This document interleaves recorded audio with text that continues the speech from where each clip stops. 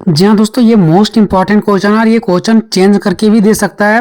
Question ऐसे दे सकता है कि सूचना एवं संचार प्रौद्योगिकी क्या है और आधुनिक समय में इसके महत्व का वर्णन करें, या तो सीधा सीधे दे देगा कि सूचना प्रौद्योगिकी क्या है।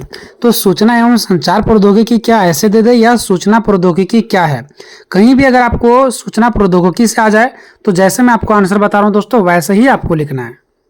सूचना एवं संचार प्रौद्योगिकी आईसीटी क्या है, इसे परिभाषित करें। इसको हम एक ट्रिक के माध्यम से भी हम आपको बताएंगे, ठीक है, टेंशन नहीं लेना है। सूचना एवं संचार ये प्रौद्योगिकी जो है ना, इसको हम लोग बोलते हैं तकनीकी भी बोलते हैं, ध्यान दीजिएगा, ठीक है। सूचना एवं संचार प्रौद्योगिकी बोलो या सूचना एवं संचार तकनीकी बोलो, ठीक है। और इसी को इंग्लिश में बोलते हैं आईसीटी। क्या है, इसे परिभाषित करना है। इंग्लिश में क्वेश्चन आपको देखने को मिलेगा, what is information and communication technology. Information and communication technology जिसको बोलते हैं आईसीटी। इन्फॉर्मेशन से आई हो गया, कम्युनिकेशन से आपका सी हो गया, सी से ठीक, और टेक्नोलॉजी का टी हो गया, यानी आईसीटी, इंफॉर्मेशन कम्युनिकेशन टेक्नोलॉजी। अब देखिए, आपको स्क्रीन पर आपको एक चार्ट दिख रहा होगा, ठीक है। अब आपको ये गलती नहीं करना कि सूचना एवं संचार और यहाँ पे ये प्रौद्योगिकी, हम प्रौद्योगिकी नहीं बोलेंगे, प्रौद्योगिकी की जगह हम तकनीकी बोलेंगे। इस पूरे आंसर में हम लिखे हैं प्रौद्योगिकी की जगह में तकनीकी, इसलिए आपको कंफ्यूज नहीं होना, ठीक है। तो सूचना एवं संचार तकनीकी, ये आपको तीनों जो शब्द हैं वो एक ही में नहीं लेना है, ठीक है। सबसे पहले आपको ये ध्यान देना कि तकनीकी बड़े लेवल पर आता है, तकनीक के नीचे यानी कि अंदर ही आता है सूचना और संचार, ठीक है। सबसे पहले क्या चीज़ होता है, तकनीकी। कौन सा तकनीकी, तो सूचना और संचार। सूचना संचार क्या, सूचना मतलब कोई भी वस्तु से संबंधित कोई भी सूचना, और संचार मतलब एक जगह से दूसरी जगह करना, ठीक है। सूचना संचार मतलब हो गया एक जगह से दूसरी जगह करना। और एक जगह से दूसरे जगह करने के लिए किस माध्यम से करते हैं, तो टीवी के माध्यम से करते हैं, मोबाइल के माध्यम से करते हैं, इंटरनेट के माध्यम से करते हैं, इत्यादि के माध्यम से करते हैं। तो आपको कन्फ्यूज नहीं होना है। सबसे पहले तकनीकी जिसको प्रौद्योगिकी बोलते हैं, उसके नीचे सूचना संचार, जो सूचनाओं को एक जगह से दूसरी जगह पहुँचाया जाता है। और किस माध्यम से पहुँचाया जाता है, तो टीवी मोबाइल के माध्यम से पहुँचाया जाता है। ये तीन ही कर्म को आपको याद रखना है, ये तीन पीढ़ी को आपको याद रखना है बस, ठीक है। चलिए अब हम आगे समझाते हैं, आपको समझ में आ जाना चाहिए, ठीक है। सूचना एवं संचार प्रौद्योगिकी या तो सूचना एवं संचार तकनीकी जिसको आईसीटी कहते हैं, इसका अर्थ क्या है। तो सूचना एवं संचार तकनीकी में प्रयुक्त दो शब्द का प्रयोग हुआ है। अभी मैंने आपको बताया ना, तकनीकी के नीचे कौन था, सूचना एवं संचार। तो तकनीकी में प्रयुक्त दो शब्द कौन कौन सा था, सूचना एवं संचार, ठीक है।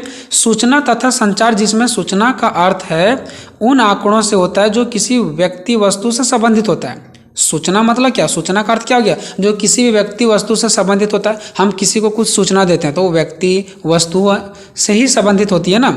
तथा संचार एक पारस्परिक क्रिया होती है जिसमें आदान प्रदान किया जाता है, यानी संचार के मतलब क्या होता है, आदान प्रदान करना, ठीक है। ये हो गया आपका सूचना मतलब कोई भी वस्तु से संबंधित, कोई भी व्यक्ति से संबंधित, और संचार का मतलब हो गया एक जगह से दूसरी जगह पहुंचाना। अतः अब इसका हम परिभाषा पर बात कर सकते हैं। अतः सूचना एवं संचार तकनीकी एक ऐसा माध्यम है, सूचना एवं संचार तकनीकी एक ऐसा माध्यम है जिसकी सहायता से सूचनाओं का आदान प्रदान किया जाता है, अर्थात सूचनाओं को एक जगह से दूसरे जगह स्थान तक पहुँचाया जाता है। वही हमारा क्या है, सूचना एवं संचार तकनीकी, ठीक है दोस्तों। चलिए अब इसका कुछ पॉइंट्स देख लेते हैं, ठीक है। नए शोध में नए ज्ञान का निर्माण किया जा रहा है, यहाँ पे आप लोग ध्यान दीजिएगा, ठीक है। नए शोध में मतलब नया नया खोज किया जा रहा है, और नया नया ज्ञान को क्या किया जा रहा है, निर्मित किया जा रहा है, नया नया ज्ञान को खोजा जा रहा है। तकनीकी उपकरणों के माध्यम से, तकनीक उपकरण में कौन कौन सा जगह, मोबाइल हो गया, इंटरनेट हो गया, टीवी हो गया, जैसा कि मैंने आपको बताया। तकनीकी उपकरणों के माध्यम से उस ज्ञान को संरक्षित रखने तथा उसको आदान प्रदान करने की प्रक्रिया ही सूचना एवं संचार तकनीकी कहलाती है। नया नया खोज होता है, नया नया ज्ञान की प्राप्ति होती है। अब वो जो नया नया ज्ञान है ना, उसको तकनीक उपकरण के माध्यम से क्या किया जाता है, संरक्षित किया जाता है, बचा के रखा जाता है। मतलब मान लो कि कोई ज्ञान है, ठीक है, कोई नया ज्ञान का खोज किया गया, अब उसको इंटरनेट पर छोड़ दिया जाएगा तो वो संरक्षित हो गया, अब जीवन भर के लिए वो बच गया। अब उसको कोई मिटा नहीं सकता कि उसको उस चीज़ को कहीं भूल गया। जैसे मान लीजिए जाए कि आप किसी चीज़ को कॉपी में लिख कर रखते हैं, किसी ज्ञान को कॉपी भूल गया तो ख़त्म हो गया। लेकिन ये सब ज्ञान को तकनीकी उपकरण के माध्यम से टीवी, इंटरनेट, मोबाइल में क्या कर दिया जाता है, संरक्षित करके रख दिया जाता है, वहाँ पे छोड़ दिया जाता है, वो संरक्षित हो जाता है, वहाँ से उड़ता नहीं है, बिल्कुल बचा हुआ रहता है भविष्य के लिए। पूरा जब तक जीवन रहता है तब तक वो वहीं पर बचा हुआ रहता है, ठीक है। और साथ में वो बचा हुआ भी नहीं रहता, साथ में वो ज्ञान क्या होता है, एक जगह से दूसरे जगह चलते जाता है, जहाँ मर्जी वहाँ पे आदान प्रदान हम लोग कर सकते हैं। इसी प्रक्रिया को सूचना एवं संचार तकनीकी कहते हैं। पहले के माध्यम में क्या होता था, कॉपियाँ में लिख के रखा जाता था, किताबों में लिखा जाता था, लेकिन अभी तकनीकों के माध्यम से टीवी मोबाइल वगैरह पर रखा जाता है ज्ञान को, ठीक है। तो वही हमारा है सूचना संचार तकनीकी।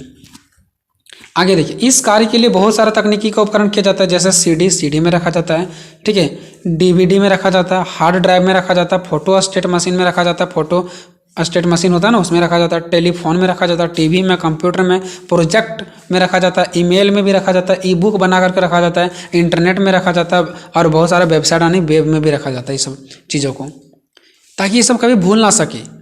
मान लीजिए कि बैंक होता है, बैंक में कितना डाटा में कौन पैसा निकाला, क्या है नहीं है, ये सब कंप्यूटर में क्या रहता है, उसका वेबसाइट में क्या रहता है, सारा अपलोडेड रहता है। कंप्यूटर खो भी गया, कोई भी दिक्कत हो गया, उसको जानकारी को फटाक से प्राप्त कर लिया जाएगा। ये नहीं कि पहले के टाइम में जो कॉपी में लिख कर रखा जाता था, कॉपी भूल गया तो सारा कहानी खत्म, नहीं। तो ये जो नया टेक्नोलॉजी आया ना, इसी को बोलते हैं ICT। अब बात करते हैं सूचना एवं संचार तकनीकी की परिभाषा। इसमें दो ऐसे विद्वान हैं जिन्होंने सूचना एवं संचार तकनीकी की परिभाषा दी है। पहला SK दुबे जी के अनुसार, तो देखते हैं SK दुबे जी का क्या कहना है। तो इनका कहना है कि सूचना एवं संचार तकनीकी का आशय संचार साधनों की व्यवस्था के कुशलतम संचालन से है। मतलब इनका कहना है कि सूचना एवं संचार जो तकनीकी का एक ऐसा संचार साधनों की व्यवस्था के कुशलता संचालन से, मतलब एक ऐसा साधन से है जो कुशलता तरीका से एक जगह से दूसरी जगह क्या किया जाए, पहुँचाया जाता है। कुशलता यानी अच्छे तरीक़े से, जो सूचनाओं को एक स्थान से दूसरे स्थान तक क्या करते हैं, पहुंचाने में सहायता करती है। वही सेम कहना है RK शर्मा जी के अनुसार। इनका कहना है कि सूचना एवं संचार तकनीकी का एक वह आशय है, यानी सूचना एवं संचार तकनीकी का आशय है जो मानव के कल्याण तथा आवश्यकता पूर्ति हेतु सूचनाओं का आदान प्रदान करते हैं।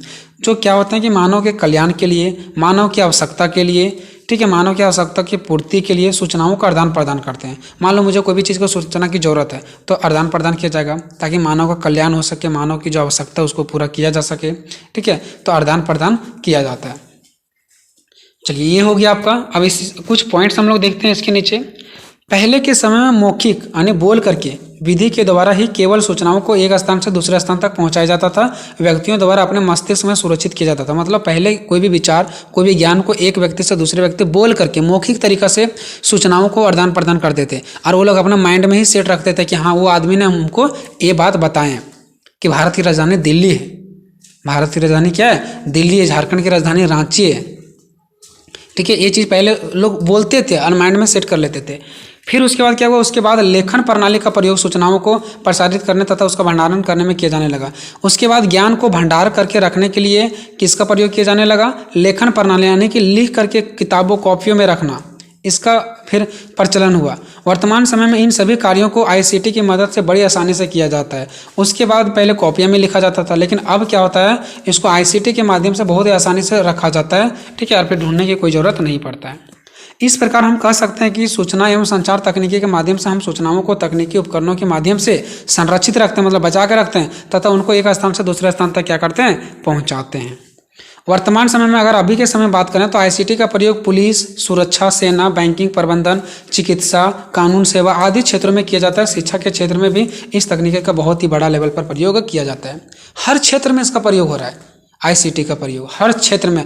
आप लोग डॉक्टर घर भी जाएंगे तो वहाँ भी कैमरा लगा हुआ रहता है, वहाँ पे भी कंप्यूटराइज देखेंगे, कंप्यूटर का सिस्टम हर जगह देखेंगे आप लोग। हर मतलब अगर जाओ वहाँ पे नामांकन कराने के लिए भी जाओ तो एडमिशन चार्ज लिया जाता है, उसमें भी आपको पर्ची देगा कंप्यूटराइज के माध्यम से। हर जगह वही चलता है और वही डाटा आपके फिर कंप्यूटर में क्या रहता है, सेव रहता है। नेक्स्ट है सूचना एवं संचार तकनीकी की विशेषताएं। अब देखते हैं सूचना एवं संचार तकनीकी की विशेषताएं। अब देखिए आपका क्वेश्चन एक है विशेषताएं पर, लाभ और हानियों पर, उपयोग पर, तो वहाँ पे हम शॉर्ट में आपको बता देंगे तो आपको समझ में आ जाएगा, ठीक है। अब हम जितना भी ICT से संबंधित क्वेश्चन करवाएंगे अब हम फिर से अर्थ और परिभाषा नहीं बताएंगे। मान लो कि ये क्वेश्चन ICT की विशेषता, उपयोगिता, लाभ और हानि बताइए, तो वहाँ भी हम फिर से ICT का अर्थ और परिभाषा नहीं बताएंगे, सीधा चर्चा करेंगे विशेषताएं पर, उपयोग पे, लाभ और हानि पर, ठीक है। बाकी आप यहाँ पे तो ऑलरेडी देख लिए अर्थ और परिभाषा, ठीक है। अब देखिए इसका सूचना एवं संचार तकनीकी की निम्नलिखित विशेषताएं हैं, ठीक है। कौन कौन सी विशेषताएं हैं? पहला, इसकी प्राकृतिक वैज्ञानिक है, ठीक है। यह एक क्या वैज्ञानिक है जिसमें नए नए चीज़ों का खोज किया जाता है। यह तकनीकी उपकरणों का प्रयोग किया जाता है। इसमें क्या तकनीकी उपकरणों का प्रयोग किया जाता है। यह सूचनाओं को एक स्थान से दूसरे स्थान तक पहुंचाने में सक्षम होती है। नेक्स्ट है यह सूचनाओं के संरक्षण में सक्षम है, मतलब सूचनाओं को बचा करके रखती है, संरक्षण करके रखती है। नेक्स्ट है इसका क्षेत्र अत्यंत व्यापक है, इसका क्षेत्र बहुत ही बड़ा है, इसको हम छोटा नहीं बोल सकते हैं। नेक्स्ट है यह समय की बचत करती है, बिल्कुल समय की बचत करती है, कॉपी में लिखने से बेटर होता है कि इसको हम फटाक से कंप्यूटर में चढ़ा देते हैं। नेक्स्ट इसमें 4 विशिष्ट कौशल होते हैं, इसमें 4 प्रकार का विशिष्ट कौशल पाया जाता है, जिसमें पढ़ना, लिखना, बोलना और सुनना, ये चारों कौशल इसमें पाया जाता है। ठीक है, ये हो गया। अब देखते हैं शिक्षा के क्षेत्र में आईसीटी का महत्व, कि शिक्षा के क्षेत्र में आईसीटी का महत्व क्या है, कहाँ कहाँ पे शिक्षा के क्षेत्र में आईसीटी का महत्व हो रहा है।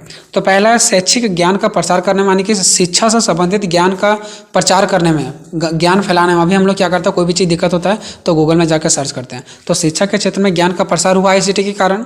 दूसरा है शैक्षिक ज्ञान का भंडारण करने में, यानी शिक्षा से संबंधित ज्ञान का भंडार, यानी एक जगह भंडार किया जा रहा है। गूगल में कोई भी क्वेश्चन सर्च कीजिए, सब वहाँ पर बहुत सारा ज्ञान का भंडार है, आपको तुरंत आंसर मिल जाएगा, है ना।